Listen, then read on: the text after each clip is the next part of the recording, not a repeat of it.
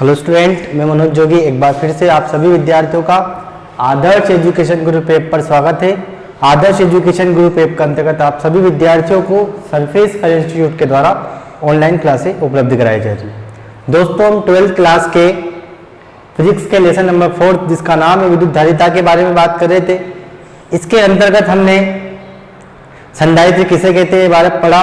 संधारित्र कितने प्रकार का होता है, संधारित्र 3 प्रकार का होता है, इसके बारे में हमने जानकारी प्राप्त की।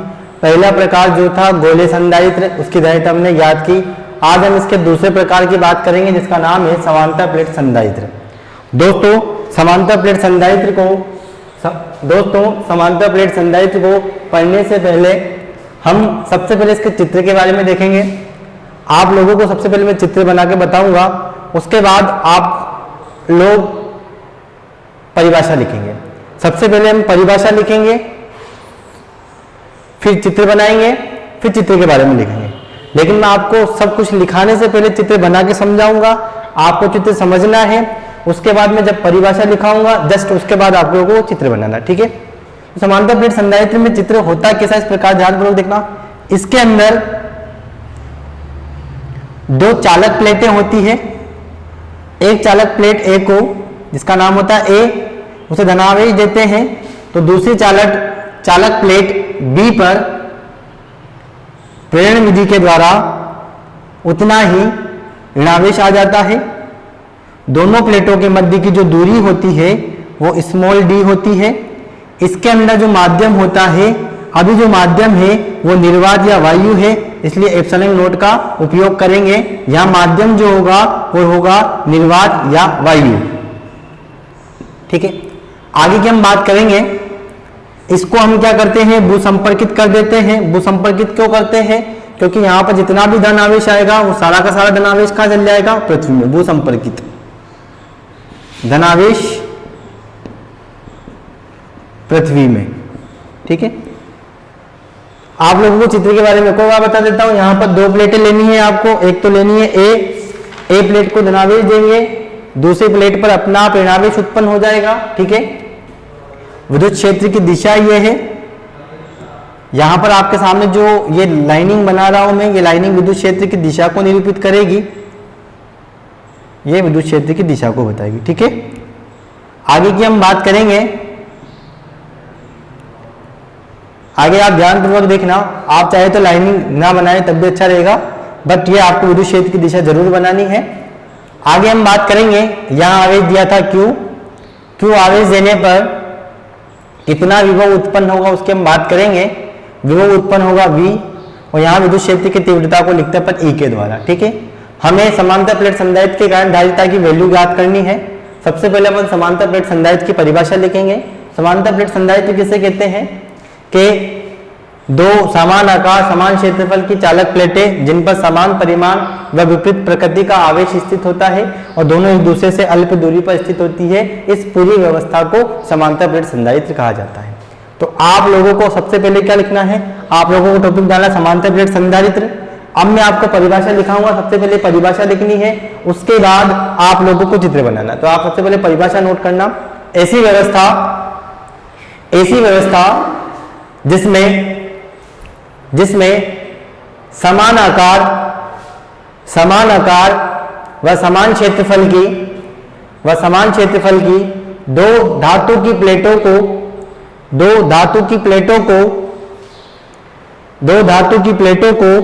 एक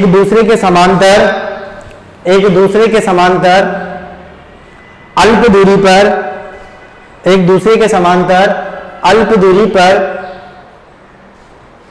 व्यवस्थित किया जाता है। इस पूरी व्यवस्था को समांतर प्लेट संधारित्र कहते हैं। इस पूरी व्यवस्था को समांतर प्लेट संधारित्र कहते हैं, ठीक है। ये समांतर प्लेट संधारित्र की परिभाषा आपकी पूरी हुई। आप लोगों को सबसे पहले इसके बाद ये चित्र बनाना है, तो आप लोग चित्र नोट कर लीजिएगा। जैसे आप लोग चित्र बना लोगे उसके बाद हम चित्र के बारे में लिखेंगे। आप लोगों ने चित्र नोट कर लिया होगा। अब चित्र के जस्ट नीचे अपन को चित्र के बारे में लिखना है।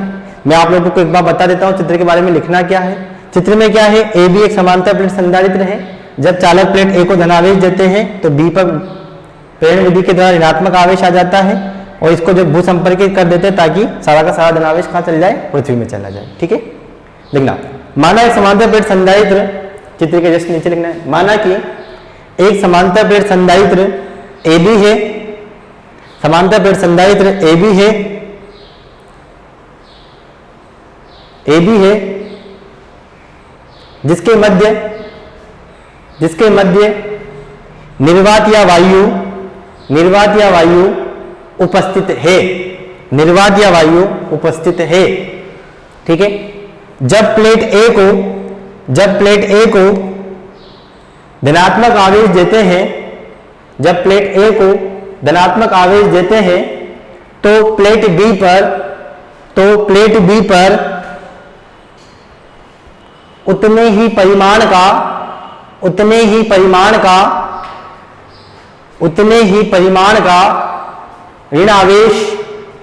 ऋण आवेश उत्पन्न हो जाता है, जबकि चालक प्लेट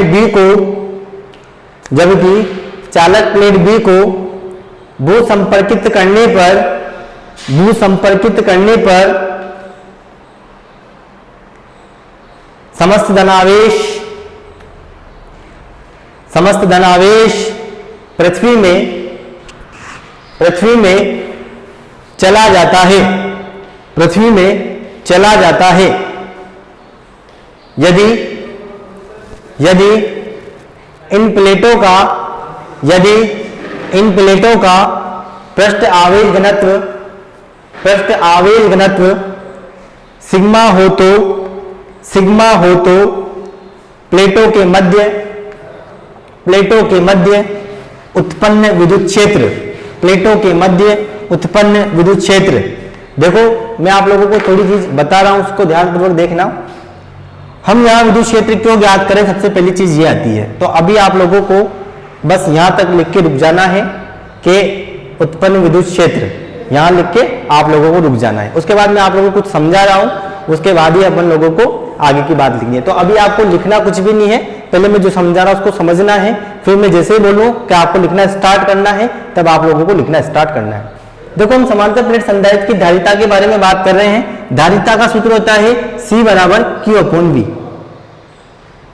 तो हम क्या ज्ञात करेंगे, सबसे पहले जब तक मैं विभव नहीं ज्ञात कर सकता तब तक अपन धारिता नहीं निकाल सकते, तो मैं विभव निकालूंगा।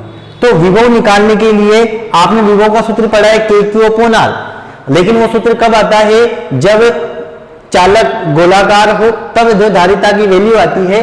तो जब विभव का जो मान आता है वो आता है KQ/R। लेकिन जब समांतर प्लेट संधारित्र होता है तो विभव का मान जो निकाला जाता है कि कितना विद्युत क्षेत्र उत्पन्न हुआ वो इनटू उन दोनों प्लेटों के मध्य दूरी क्या है।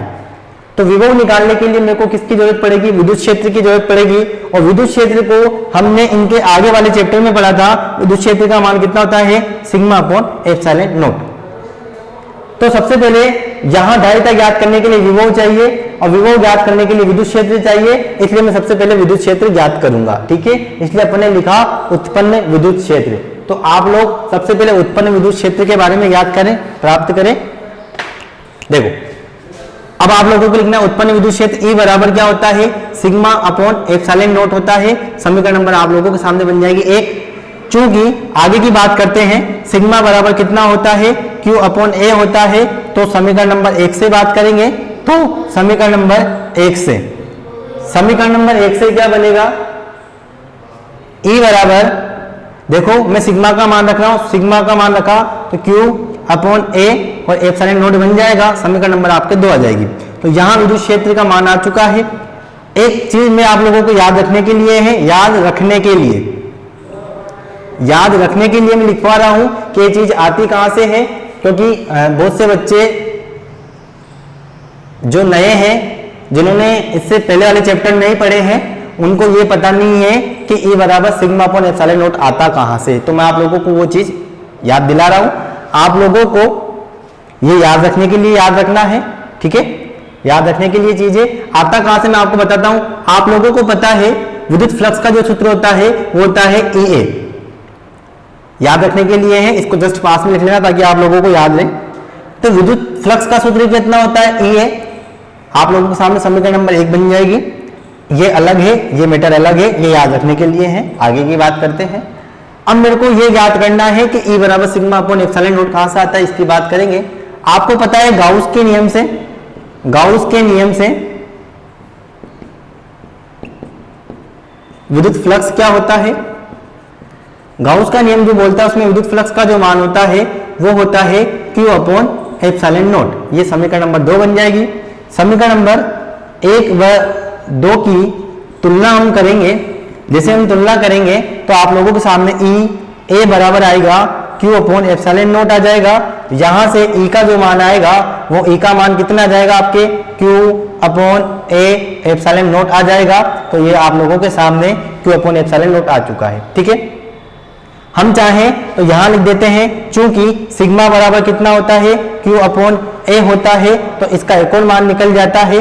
क्या निकल जाएगा आप लोगों के सामने, वो भी आप ध्यानपूर्वक देखते जाना। मैं Q अपॉन A की जगह सिग्मा लिख सकता हूं, सिग्मा अपॉन एप्सिलॉन नॉट आप लोगों के आ जाएगा। तो आप लोगों को पता लग गया होगा कि E बराबर सिग्मा अपॉन एप्सिलॉन नॉट आता कहां से है। मैंने ये आप लोगों को याद रखने के लिए बताया है ताकि आप लोगों को पता लग जाए कि E बराबर सिग्मा अपॉन एप्सिलॉन नॉट आता कहां से है। आपको पता लग गया होगा। ठीक है, तो हाँ, इंपॉर्टेंट चीज ये है, उत्पन्न विद्युत क्षेत्र की हम बात करें तो E बराबर सिग्मा अपॉन एप्सिलॉन नॉट होता है। समीकरण नंबर 1 बन चुकी है आप लोगों के, तो समीकरण नंबर 1 से अपने पास विद्युत क्षेत्र का मान आ चुका है। ठीक है, आगे की हम बात करेंगे कि इस विद्युत क्षेत्र के कारण कितना विभव उत्पन्न होगा, उसकी हम बात करेंगे। समीकरण नंबर 2 तक आप लोगों ने नोट कर लिया होगा। ठीक है, आगे की अपन बात करते हैं।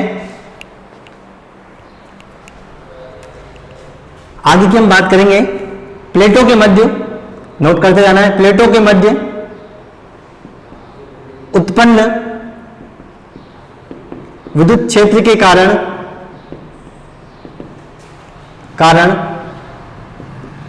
उत्पन्न विभवांतर V हो तो V बराबर कितना आएगा, V बराबर आप लोगों का आएगा E इंटू डी। मैंने आप लोगों को बता दिया था। समीकरण नंबर आपके 3 बन जाएगी। समीकरण नंबर 3 में समीकरण नंबर 2 से मान रखेंगे। मान रखने पर जैसे हम मान रखेंगे V बराबर E का मान क्या था, Q upon A epsilon not into D था। समीकरण नंबर 4 बन चुकी है। ये आप लोगों के विभव आ चुका है। जैसे आप लोगों के सामने विभव आ जाएगा हम विभवांतर अच्छे से ज्ञात कर सकते, विभवांतर आ चुका है, विभव आ चुका है, तो हम समांतर प्लेट संधारित्र की धारिता ज्ञात कर सकते हैं। यदि समांतर प्लेट संधारित्र की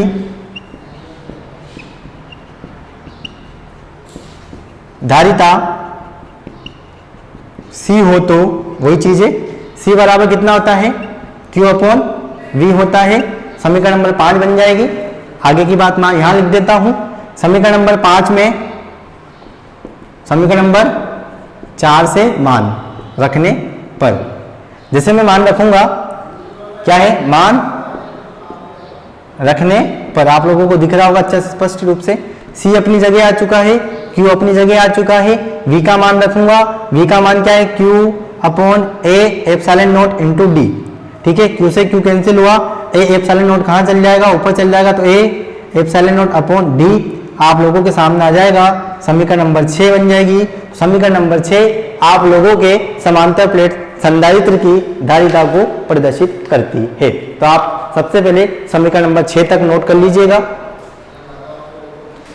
समीकरण नंबर 6 तक आप लोगों को नोट करना है। जैसे ही आप लोग समीकरण नंबर 6 तक नोट कर लोगे हम आगे की बात करेंगे। देखो एक और चीज मैं बता देता हूं, यहां पर एप्सिलॉन नॉट ही क्यों आया, क्योंकि दोनों प्लेटों के मध्य क्या माध्यम है, निर्वात या वायु है। अगर दोनों प्लेटों के मध्य अन्य कोई माध्यम की उपस्थिति होती है तो धारिता का मान उतने ही गुना बढ़ जाता है। इसकी हम बात करेंगे। आप लोगों ने एप्सिलॉन नॉट तक लिख लिया होगा, समीकरण नंबर 6 तक लिख लिया होगा। अब समीकरण नंबर 6 के नीचे लिखना है। अतः समीकरण नंबर 6 से आप लोगों को लिखना है क्या है वो देखना। समीकरण नंबर 6 के बाद लिख लिया। आगे की बात करते हैं। उपरोक्त समीकरण नंबर 6, उपरोक्त समीकरण नंबर 6 समांतर प्लेट संधारित्र की धारिता को प्रदर्शित करती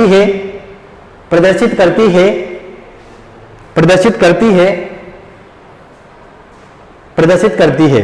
कोष्टक के अंदर लिख लेना ताकि आपको पता रहे कि दोनों के मध्य माध्यम क्या है, निर्वात या वायु। प्रदर्शित करती है, कोष्टक बनाना, जब दोनों प्लेटों के मध्य माध्यम निर्वात या वायु हो। यह कब की स्थिति आएगा? जब दोनों प्लेटों के मध्य माध्यम निर्वात या वायु होगा। ठीक है, आप लोगों ने नोट कर लिया होगा। जैसे लिख रहे हो आप पैराग्राफ चेंज करना। समीकरण नंबर 6 से आगे लिखना। समीकरण नंबर 6 से स्पष्ट है कि धारिता को निम्न प्रकार से बढ़ाया जा सकता है। धारिता को निम्न प्रकार से बढ़ाया जा सकता है। पॉइंट नंबर फर्स्ट लिखना। सबसे पहले C बराबर क्या प्राप्त हुआ? A epsilon not upon D। तो पॉइंट नंबर फर्स्ट लिखना। देखो आप C समानुपाती A, इसका मतलब क्या हुआ? इसका मतलब क्या हुआ? समीकरण नंबर 6 से क्या लिखा कि समीकरण नंबर 6 से स्पष्ट है कि धारिता को निम्न प्रकार से बढ़ाया जा सकता है। पॉइंट नंबर फर्स्ट डालना C समानुपाती A। इसका अर्थ यह है कि धारिता का मान क्षेत्रफल के समानुपाती होता है। इसका अर्थ क्या हुआ कि यदि हम चालक प्लेटों के क्षेत्रफल को बढ़ा दें तो धारिता को बढ़ा सकते हैं, लेकिन ये संधारित्र के सिद्धांत के विरुद्ध है, क्योंकि संधारित्र का सिद्धांत क्या बोलता है कि धारिता को कैसे बढ़ा सकते हैं? संधारित्र का सिद्धांत क्या बोलता है कि बिना आकार में परिवर्तन किए बिना। तो आप लोगों को लिखना है पॉइंट नंबर फर्स्ट C समानुपाती A। इसके नीचे लिखना अर्थात धारिता का मान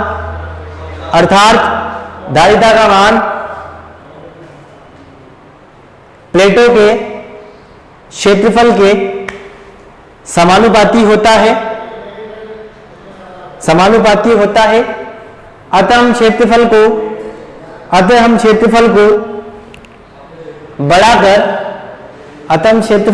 बढ़ाकर धारिता को बढ़ा सकते हैं। लेकिन यह संधारित्र के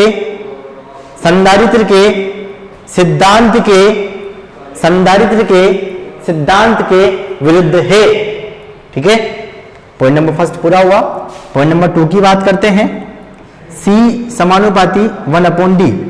इसका अर्थ क्या हुआ कि धारिता का मान दोनों प्लेटों के मध्य की दूरी के व्युत्क्रमानुपाती होता है। मतलब जैसे जैसे दोनों प्लेटों के मध्य की दूरी कम होती जाएगी वैसे वैसे धारिता का मान बढ़ता जाएगा। तो अगर अपन को समांतर प्लेट संधारित्र की धारिता को बढ़ाना है तो दोनों प्लेटों की मध्य की दूरी को अपन को क्या करना पड़ेगा? कम करना होगा। ठीक है, आप दूसरा पॉइंट डालना C समानुपाती 1/D डाल लिया होगा। आगे की हम बात करते हैं। लिखना अर्थात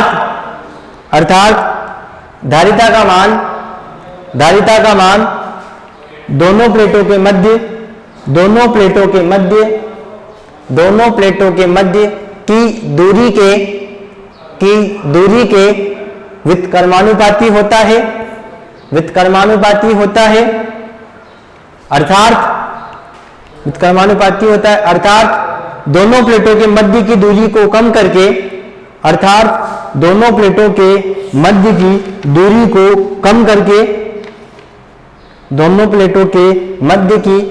को कम करके हम संधारित्र की धारिता को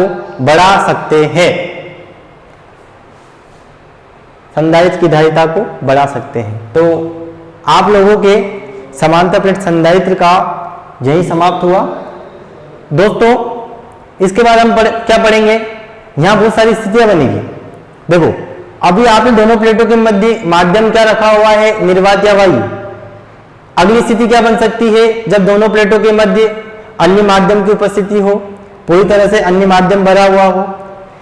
एक और स्थिति क्या बन सकती है? जब दोनों प्लेटों के मध्य कुछ हिस्से में अन्य माध्यम रखा हुआ हो। एक और स्थिति क्या बन सकती है? जब समांतर प्लेट संधारित्र के दोनों हिस्सों में अलग अलग माध्यम की प्लेटें रखी हुई है, बहुत सारी परतें बनी हुई है, तब डायरेक्ट तार पर क्या प्रभाव पड़ेगा, इसके बारे में हम इसके अगले लेक्चर में पढ़ेंगे। ठीक है, तो आप लोगों को वीडियो देखने के लिए बहुत बहुत धन्यवाद। आप लोगों को इस वीडियो से संबंधित कोई समस्या हो तो प्लीज बताइएगा, और अगर कोई समस्या ना हो तो आप लोग मुझे लिखकर व्हाट्सएप जरूर कीजिए। वीडियो देखने के लिए बहुत बहुत धन्यवाद।